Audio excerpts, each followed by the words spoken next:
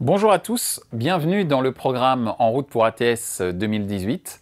ATS, c'est l'AdTech Summit, le sommet internationalement connu où la fine fleur de la technologie publicitaire se retrouve. Pour ce qui est de la France, elle se retrouvera à Paris le 28 mars au Palais Brongniart. Aujourd'hui, nous recevons Jérémy Parola de Reworld Media. Bonjour Jérémy. Bonjour Michel. Merci d'avoir accepté notre invitation en route pour ATS 2018. L'objectif, c'est de faire un petit flashback sur l'année 2017 et puis parler de l'avenir, parler justement de cette année qui vient sur le marché programmatique. Première chose, quelles sont les tendances que tu as décelées sur l'année qui vient de s'écouler, l'année 2017 ?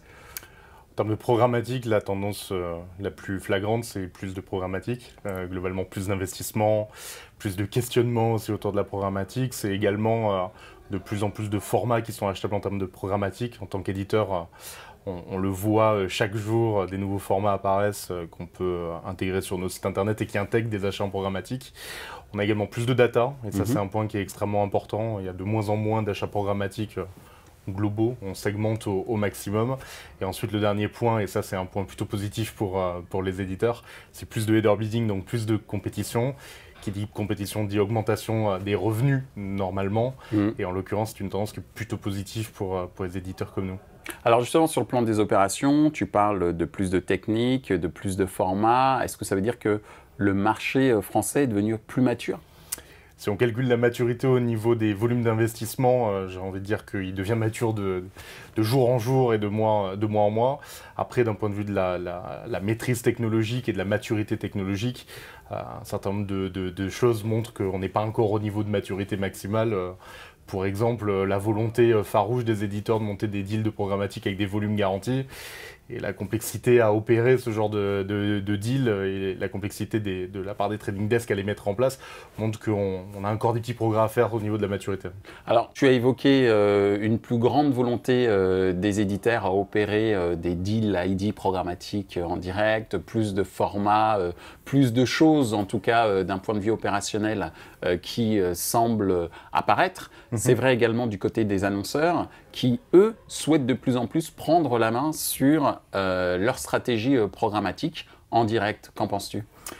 Alors je pense que la volonté elle est plus de leur côté que du nôtre, pour être tout à fait honnête. Continuer à vendre de gré à gré avec des CPM importants, pour un éditeur, ça reste quand même quelque chose d'intéressant. La volonté est plus effectivement du côté des annonceurs. Cette volonté, à mon avis, elle est portée par deux axes majeurs. Le premier axe, c'est la volonté de gagner du temps. Quand on a un outil à disposition, c'est toujours plus rapide d'opérer cet outil de manière indépendante, en faisant une négociation une fois par an, plutôt que de passer un coup de téléphone à chaque fois qu'on a besoin de diffuser de la publicité. Et le deuxième point, c'est un gain purement économique. La réalité, il ne faut pas la perdre de vue, c'est que les achats programmatiques sont faits à des niveaux de valeur qui sont inférieurs au niveau de valeur du gré à gré. Même si la data, même si la créativité permettent de réaugmenter cette valeur, on est quand même sur des CPM qui sont plutôt à la baisse au fur et à mesure que le tuyau de la programmatique commence à grossir. Cette volonté de la part des annonceurs d'opérer en programmatique, je pense qu'elle est importante.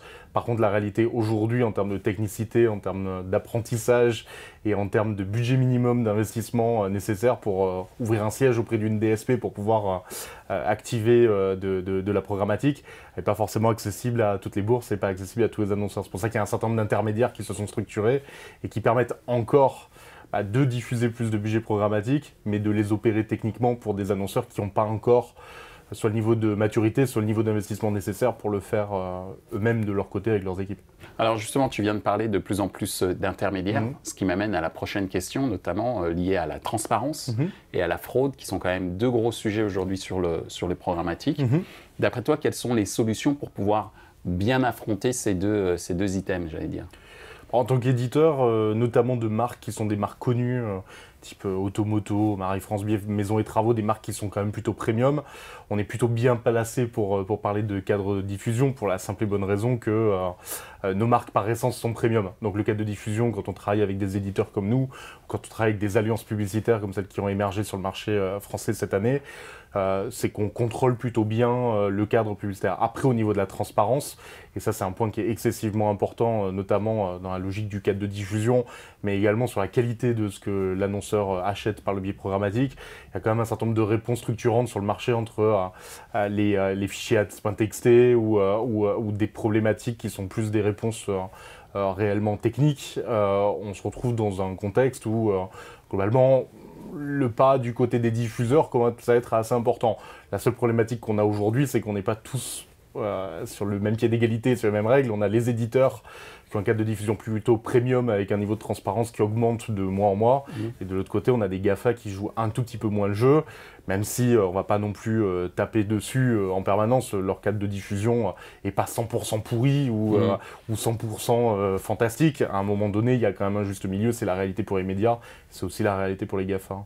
Alors justement, on l'a évoqué un petit peu tout à l'heure, on voit de plus en plus de deal ID dans l'écosystème programmatique. Selon toi, pourquoi ? Bon, on en revient quand même à la facilité d'investissement, c'est-à-dire que globalement, entre payer des personnes au service marketing, communication pour appeler régulièrement des médias ou des plateformes de diffusion de publicité et faire des négociations one-shot pour chacun des plans et faire une négociation à l'année et setuper une ou deux négociations à l'année, setuper des deal ID et les opérer avec une plateforme en termes de gain de temps, c'est quand même assez redoutable. Et il y a aussi un côté derrière le deal ID qui est positif pour les annonceurs, un peu moins pour les marques. C'est globalement, j'ouvre mon deal ID et j'enchéris sur mon deal ID. Si ça marche, je consomme du volume. Si ça marche pas, je suis derrière mon ordinateur et je coupe mes volumes. C'est toujours plus facile que d'appeler en s'expliquant pourquoi on a arrêté une campagne. Donc à un moment donné, ce côté anonyme du web, alors on n'est pas dans l'anonymat, il existe aussi d'un point de vue de l'investissement publicitaire. Maintenant, il y a peut-être un juste milieu qu'on a un peu du mal à opérer côté annonceur et côté média, qui est le deal ID avec volume garanti, qui là pour le coup serait une vraie réponse à l'arrêt ou à la diminution forte du gré à gré, qui nécessite, à mon avis, encore quelques mois pour être mise en place définitivement et opérationnelle. Merci Jérémy. Merci Michel.